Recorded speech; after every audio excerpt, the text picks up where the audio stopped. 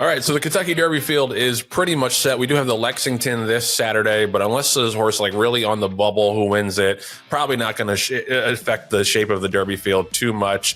And looks like we have our Derby favorite as well, because Journalism won the Santa Anita Derby on Saturday. He obviously had that monster effort in the San Felipe. Got a 108 buyer, backed it up, got a 102 on Saturday running down Baeza. There's a whole controversy over Baeza now probably not being able to get into the field because of the reduced points of the race. We'll get to that in a second.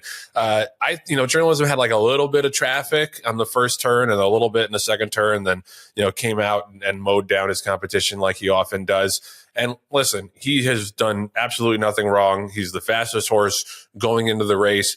My only potential critique and caveat from his record so far is if you look at the field sizes he's run in, exactly 5 horses. He did run in a 10-horse field when he broke his maiden at Del Mar, but then 5 horses and 5 horses. So while he probably has the most talent at this particular moment, and it doesn't seem like he needs the lead or needs to be way far back, so he's got some versatility.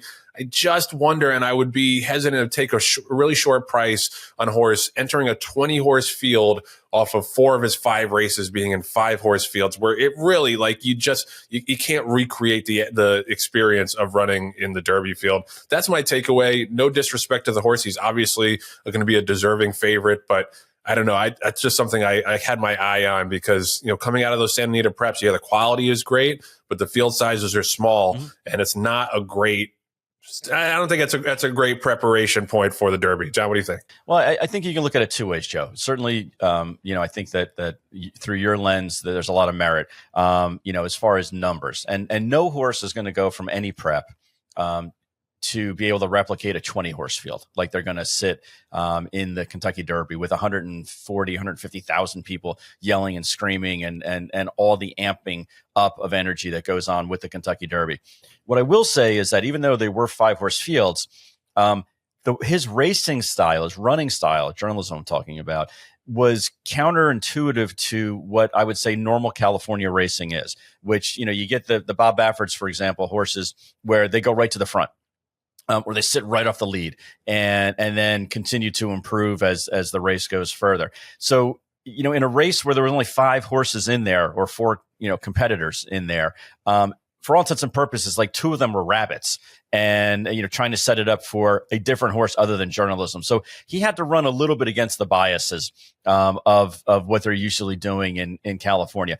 I think that based on his running style, based on the fact that he has kind of sneaky speed, he can be a stalker if he wants to. And the fact that he's bred to run all day long. I mean, he's bred to run from Santa Anita all the way to Louisville between, Curlin on top and Uncle Mo on the bottom. So the distance isn't going to be an issue for him at all. But I think rightfully so. He's going to be the morning line favorite. And he's put away, Citizen Bowl, who was a champion, Barnes, who they paid $3.2 million for, Getaway Car, who they thought was the second coming of Northern Dancer, and Rodriguez, and then, beat Baeza, who from a breeding standpoint is basically breeding royalty at this point, especially on the female side. So I think he's checked a lot of boxes. Going into the Derby, no horse is going to have a completely clean, blemish-free resume. But I think Journalism is probably about as close to that kind of a horse as you can see. Yeah, no, I mean he's passed every test so far. It's just I think it's going to be for a lot of them, not just for him, but It's going to be a big step up in the Derby, facing another 15 additional horses. The Barnes was incredibly disappointing. Yeah. At least Citizen Bull had the excuse of he got pushed along by Westwood, but Barnes just never looked comfortable and never really got involved in the race. So I think the inclination that we had that would be a 1-turn horse. Right. Down the line, I think is probably going to bear out. It's interesting, Citizen Bull has got the points. Obviously, he's the champion. I assume he's going in the Derby, but that's a tough race to go into the Derby off of because he didn't really offer much in the stretch. Yeah. John, I'm curious your thoughts about Baeza, because this was a little bit of a firestorm that because of the 5-horse field, their points were reduced by 25%. So instead of getting the 50 points that Baeza would normally get for finishing second in the Santa Anita Derby, he only got 37.5, right, which puts him on the bubble. It's possible he'll get in. Yep. But he needs a handful of defections. And, I tend to agree with the consensus here, which is that in general, I like, incentivizing big fields. Mm-hmm. But at the end of the day, like, if you're a trainer, you can't make other horses show up. And Baeza did everything he was asked to do in that race. Now you could say, well, he could have gotten some Derby points along the way before this race, but still, I think that it kind of takes away from what the gist of the point system is to have the 20 best 3-year-olds in that starting gate. And I think it'd be tough to say right now he's not one of the 20 best 3-year-olds. I think that the solutions that I've heard are just award points to the top 2 and 5-horse fields or something like that. Mm-hmm. But I think it was a well-intended rule that now is having like unintended consequences. Well, I think there's definitely a need to have some kind of a point system, so that way it takes it out of the subjective, review. And I think that makes some sense. You and I talked a couple of weeks ago about the fact that some of these races should not have the point totals that they currently have, whether it's the Jeff Ruby Stakes or the race in overseas, or have the automatic bids for the overseas horses. There's certainly some arguments for that. You can make the case that of these smaller fields, you do need to penalize them. And yes, I know it's a California anti-bias. What's the word I'm looking for, Joe? When it's vendetta, whatever you want. Fill in the adjective there. Prejudice. There you go. Prejudice. Thank you. Let's call it a West Coast prejudice, okay, for lack of a better term. Here's the thing about Baeza that I will throw out there about him specifically. So Baeza, who should have won one of the first 3 times that he ran, okay? And it took him three chances, 3 different times to break his maiden, albeit one was on the turf. So you got to wonder why John Sheriff started him on the turf in December if he really thought he was a legitimate dirt horse. That's one. Number 2, he came back and in January 4th and lost to Rodriguez by the length of the stretch, lost by 7 lengths. And then finally broke through on February 14th. He had a bunch of chances to break his maiden and ergo go into one of these other preps and earn some more points. So I understand that right now he's on the outside looking in, but it was kind of his own doing. He had opportunities to run and win. It wasn't like he was running for the first time in February and he's making up for lost time. That's a disappointing situation for sure. But that being said, you gotta take the points when they're available, and he never got through the maiden ranks fast enough to get more points. Yeah, but the crux of the issue is if they hadn't reduced the points, he'd be in. None of that would have mattered. Yeah. If they had kept the initial points, he'd be in the Derby field, and it doesn't. So why not send? I don't know why we're punishing the trainer of the horse who entered. Right. It's like it's not his fault that the race only drew 5 entries. Like people have suggested this is like an anti-Bob Baffert thing. Like trying to keep some of the Baffert horses out of the Derby. But nah. I don't know if I subscribe to that, but it definitely doesn't seem fair that, this was the fastest of the last round of Derby preps, right, and the horse who ran second is out of the Derby. Right. Except that they ran him in California. It wasn't like there's a surprise that there was going to be a 5-horse field. I mean, they knew going into it that it was probably going to be a 5-horse field. The last time the horse ran was in February 14th. If they were really worried about it being too small of a field and not getting enough points, they could have done what Rodriguez did and send the horse to New York, or they could have done, what they did, in Oaklawn and send the horse to, against Sandman and that group. There's a plethora, as you like to say, Joe, a plethora of Derby preps. They opted to keep them home, which is their prerogative. But because of that, there's going to be unintended consequences based on the discounted points. Look, I think at the end of the day, my prognostication is that Baeza is going to be the last horse in the draw. I think he's going to get in anyway. So this is kind of all much to do about nothing. Statistically saying that at 3 weeks going into the Derby, there's usually 3 horses out of the top 20 that defect for one reason or another. So if he's, third on the AE, for lack of a better term, then he should be able to draw in. Would I want to be in that position? No. But they had other options. They had other options that they could consider, other than just leaving him at home. And to me, and maybe I'm being silly by saying this, but to me, I think they were like, we're not really sure he's that good that he's good enough to be considered a Derby candidate, or they would have got him on a plane somewhere else, because there are lots of opportunities to go from California to all these other points of interest where there are other Derby preps. Well, then he'd have to ship across the Rockies. Remember what a thing that was with Zenyatta when she almost never traveled, and it was like, well, you don't have to fly over the Rockies. Exactly. Exactly. But anyway, yeah, I mean, I think it'll work out in the end. But just moving on real quick to the other 3-year-old preps from Saturday and actually yesterday, Tuesday. John, you mentioned Rodriguez went wire to wire in the Wood Memorial.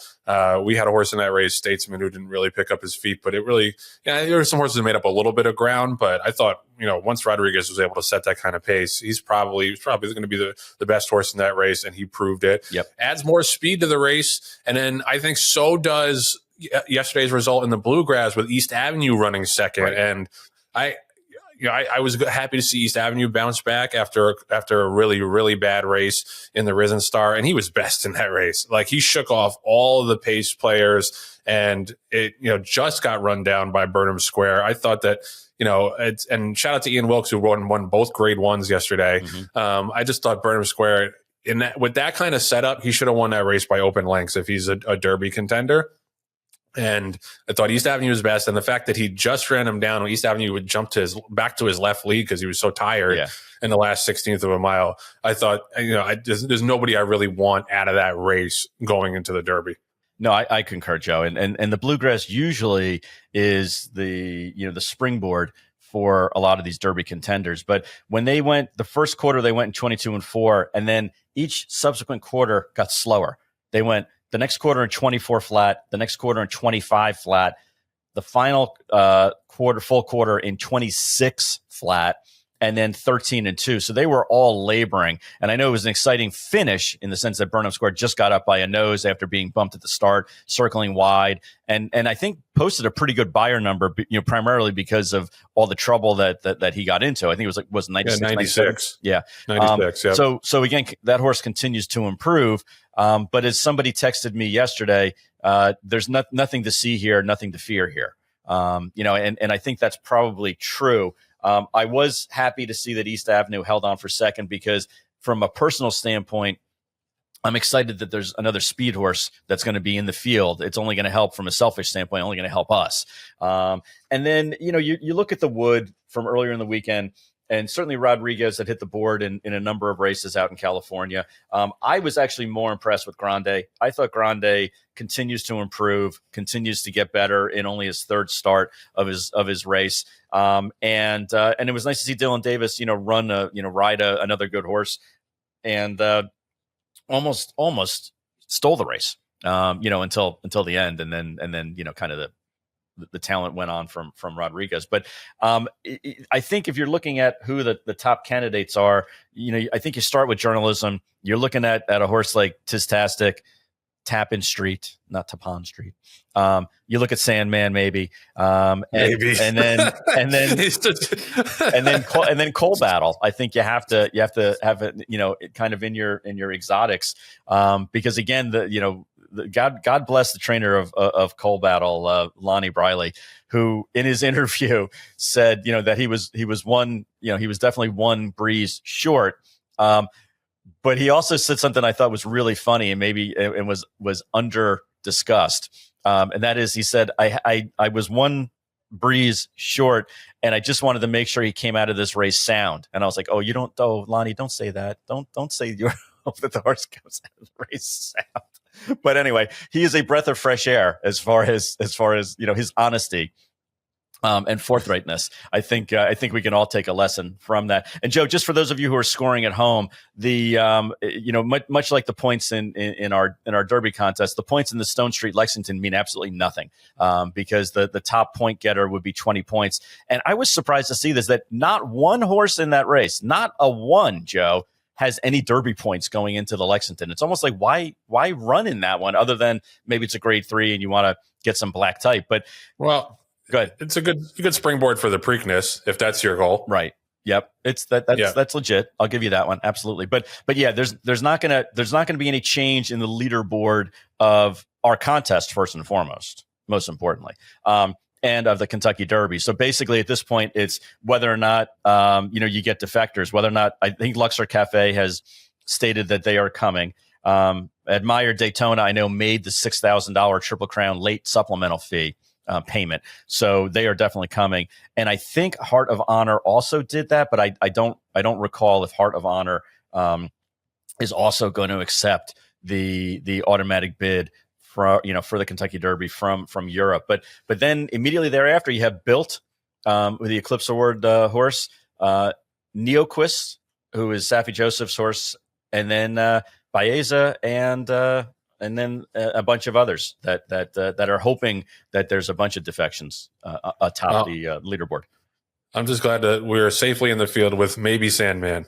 Maybe Sandman. We should get new shirts printed up and say Sandman. Maybe with a big question mark. Yeah, exactly. We are down to our last handful of Sandman shirts. I know. I was going to say, shout out to John for sending all those out. I know a bunch of you have requested them. I know some West Point partners have requested them. So just like to thank John on everyone's behalf for taking care of that. I made fun of you when you got 200 printed up, and now look. See, I told you. Down to the last bit of the inventory. Yep. And yeah, so if you're a 2X or a 3X or a small, we have a couple of shirts for you. Otherwise, you got to wait for the next batch to come out. You got to wait for the Kentucky Derby Sandman shirts that are coming out, and we may have to charge you for those.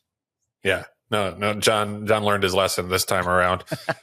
Just a real quick on some of the other races from the weekend. Shout out to John and DJ Stable for running 1-2 in the Appalachian yesterday. That was awesome, and I think Nitrogen is pretty clearly the best 3-year-old turf filly in the country right now.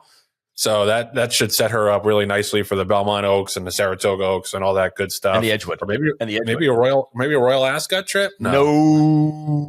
Okay. Just checking. You don't want to go to the coronation or anything. No, I don't look. I look like a penguin in a top hat and tails. And I've been told that before too. Not by penguins, but by people. So that's really exciting. Shout out to Mark Cassie for La Cara winning the Ashland, Grade 1. He had a career in a week, didn't he? Yeah, no, that was awesome to see.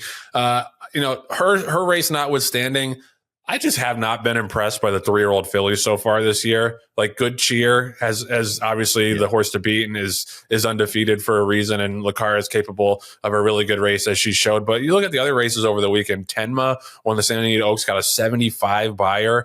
Ballerina Doro won the Gazelle, got a 79 buyer. I don't know. I just think a lot of years that the fillies are a little bit ahead of the boys at this point, or at least more impressive than the boys. But this year is the opposite. I just think the filly race, if you got an idea, if you got a price idea in the Oaks, take a swing. Because other than Good Cheer, I don't think that there's anybody that you really need to be super afraid of on Oaks Day. But yeah, that was just my reaction. But yeah, burying the lead a little bit, 1-2 in the Appalachian for John and DJ Staples. Thank you.